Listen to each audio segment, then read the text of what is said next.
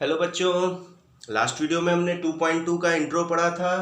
Class 11 chapter 2 relation function NCERT exercise 2.1 का intro हमने पढ़ लिया था। आज 2.1 स्टार्ट करने जा रहे हैं।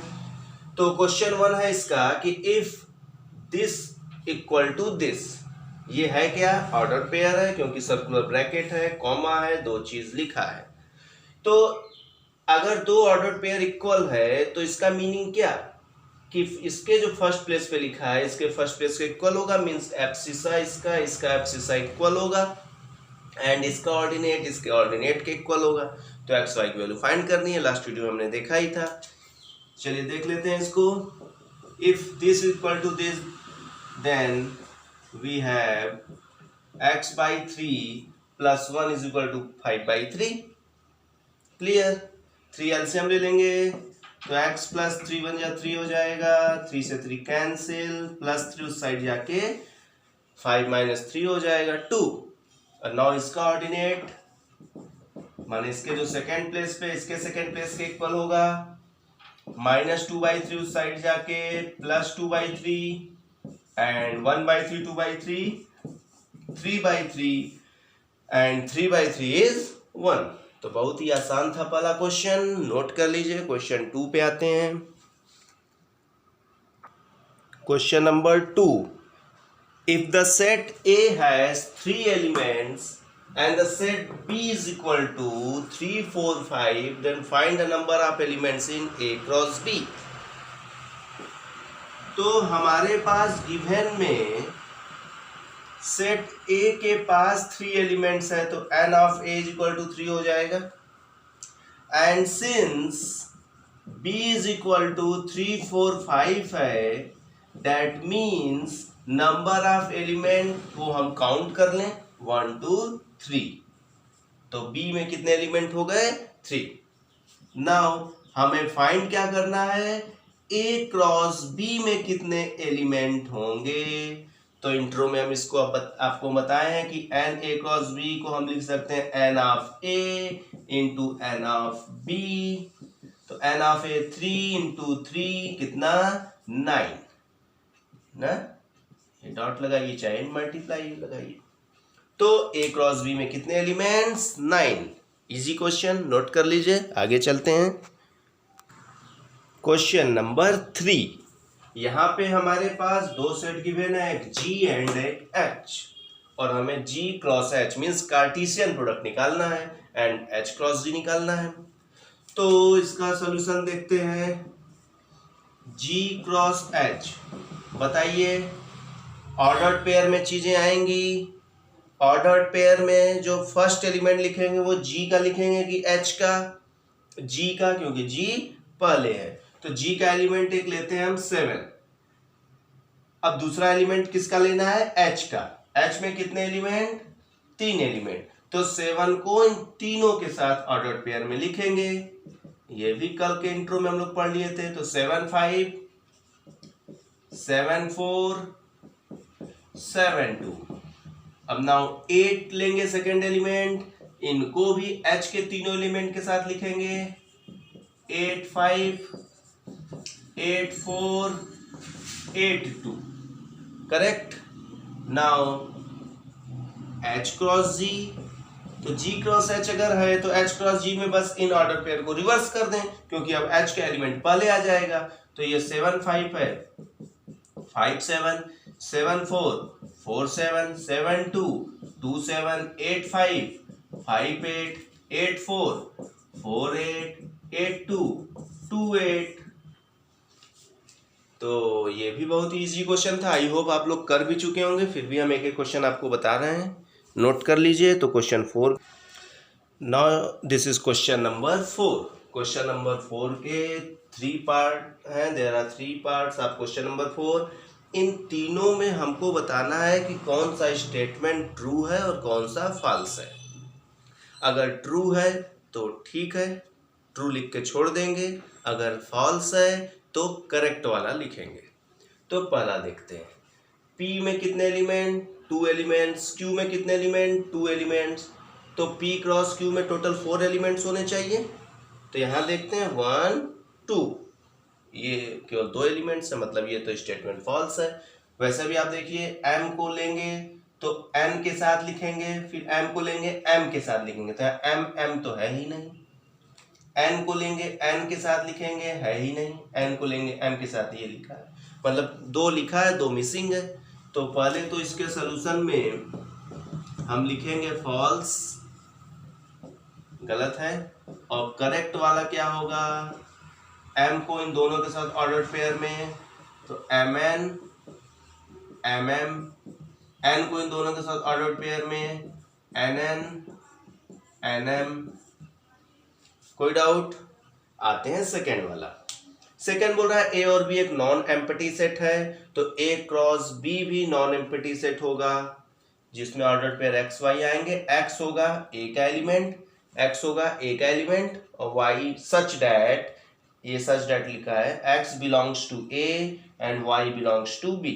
तो ऑर्डर पेयर का डिफिनीशन है कार्टेशियन प्रोडक्ट का, एकदम ट्रू स्टेटमेंट है भाई। ये एक्स वाई लिखा है तो ये पहला वाला पहले का होना चाहिए, तो एक्स बिलोंग्स टू ए लिखा ही है। वाई बी का होना चाहिए, वाई बिलोंग्स टू बी लिखा ही है, करेक्ट। थर्ड वाला देखते हैं। ए में 1 2 है, बी में 3 4 है। ए क्रॉस बी इंटरसेक्शन फाई कर रहा है, फाई आएगा। आइए चेक कर लेते हैं। पहले आप हमें बताइए कि ए हो गया इंटू बी और फाई में कॉमन क्या? बी में तो ये है, फाई के साथ कॉमन हमेशा लेंगे तो फाई ही आएगा।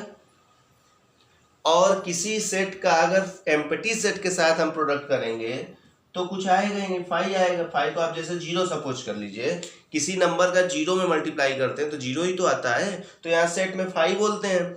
तो फाई मतलब कोई एलिमेंट ही नहीं है, तो कोई एलिमेंट ही नहीं है। ए में भले ही एलिमेंट है और फाई में एलिमेंट ही नहीं है, तो एक एलिमेंट का किसके साथ ऑर्डर पेयर लेंगे? बनेगा ही नहीं, तो इसका भी आंसर फाई आएगा। तो ये भी बोल रहा है फाई, तो ये भी स्टेटमेंट ट्रू। कोई डाउट? क्लियर है? नोट कर लीजिए। नेक्स्ट क्वेश्चन पे चलते हैं। Question number 5। क्वेश्चन नंबर 5 में एक सेट ए गिवन है -1 1, और फाइंड हमें करना है ए क्रॉस ए क्रॉस ए। अभी तक तो हम केवल ए क्रॉस ए फाइंड करते थे, इतना ही फाइंड करते थे। अब एक और आगे आ गया तो भी कोई दिक्कत नहीं, सबसे पहले हम ए क्रॉस ए ही फाइंड करेंगे। आइए सॉल्यूशन देखते हैं। ए क्रॉस ए, तो ए की वैल्यू -1 1 क्रॉस ए की वैल्यू -1 1। करेक्ट, जो काम आप करते थे करिए। इसका एक एलिमेंट लेंगे, इन दोनों के साथ ऑर्डर पेयर में लिखेंगे, तो ये -1 को -1 के साथ, फिर -1 को 1 के साथ, सही है। फिर दूसरा एलिमेंट लेंगे, इसको इन दोनों के साथ ऑर्डर पेयर में लिखेंगे, 1 को -1 के साथ और 1 को 1 के साथ। तो ये आ गया ए क्रॉस ए, ये ऑर्डर पेयर में आ गया। अब ए क्रॉस ए आ गया, तब ए क्रॉस ए तो निकाल ही चुके हैं, इसको इसकी वैल्यू पहले हम लिख लेते हैं। यहाँ से -1 -1 -1 1 1 1 1, ये लिख लिए ए क्रॉस ए की वैल्यू। अब यहाँ क्या लगा है? क्रॉस, फिर क्या लगा है? ए, तो ए की वैल्यू फिर से लिखिए -1 1। अब देखिए, अब वही काम, इसके पहले एलिमेंट को उठाना है, इसके दोनों एलिमेंट के साथ ना लिखना है। तो यहाँ पे इसको ऑर्डर्ड पेयर नहीं बोलेंगे, ऑर्डर ट्रिपलेट बोलेंगे। तो इसको इसके साथ लिखें, तो ये -1 -1, फर्स्ट एलिमेंट -1, फिर इसी को दूसरे वाले के साथ लिखना है -1 -1 1। उम्मीद है समझ गए होंगे आप लोग। अब इस सेकंड वाला उठाना, इन दोनों के साथ लिखेंगे, तो -1 1 -1 1 1। अब थर्ड वाले को उठाना, इन दोनों के साथ लिखना है, तो 1 -1 -1 1 -1 1। फोर्थ वाले को इन दोनों के साथ लिखना है, 1 1 -1 एंड 1 1 1। तो ए में 2 एलिमेंट्स, तो 2 2 जा 4 2 जा 8 एलिमेंट्स आने चाहिए फाइनल। तो 1 2 3 4 5 6 7 8, करेक्ट। तो ऑर्डर पेयर जैसे आप निकालते थे वैसे ऑर्डर ट्रिपलेट निकालेंगे। क्लियर है? नोट कर लीजिए। क्वेश्चन नंबर 6 पे आते हैं। ये क्वेश्चन नंबर 6। अब देखिए अभी तक हम लोग को ए एंड बी देता था और ए क्रॉस बी पूछता था। इस क्वेश्चन में रिवर्स कर दिया, ए क्रॉस बी गिवन है, ए एंड बी पूछ रहा है। तो ए क्या होगा, बी क्या होगा। यहाँ पे जो पहला सेट है इसका मतलब कि जो फर्स्ट प्लेस पे लिखे गए होंगे एलिमेंट्स वो सब किसके एलिमेंट होंगे, फर्स्ट के। तो फर्स्ट पे क्या लिखा है, ए बी बी। तो यहाँ पे ए बी बी दो बार तो लिखते नहीं है, तो सिंगल टाइम ही लिखेंगे ए कॉमा बी। अब यहाँ बी, यहाँ पे जो दूसरा सेट है इसका मतलब इसके एलिमेंट कौन कौन होंगे, दूसरे वाले एलिमेंट्स होंगे। इसके कौन कौन एलिमेंट होंगे, सेकंड वाले एलिमेंट होंगे, क्योंकि ये सेकंड प्लेस पे है। तो सेकंड पे क्या है, x y means x comma y. आप रिवर्स आप खुद चेक कर सकते हैं। अब आपको कहा जाता है क्रॉस बी निकालने के क्या करते, ए लेते दोनों के साथ लिखते, ए एक्स ए वाई लिखते, देखिए लिखा है। बी लेते बी एक्स बी वाई लिखते, देखिए लिखा है ना। तो रिवर्स प्रोसेस से भी हम लोग ए और बी फाइंड कर लिए, नोट कर लीजिए।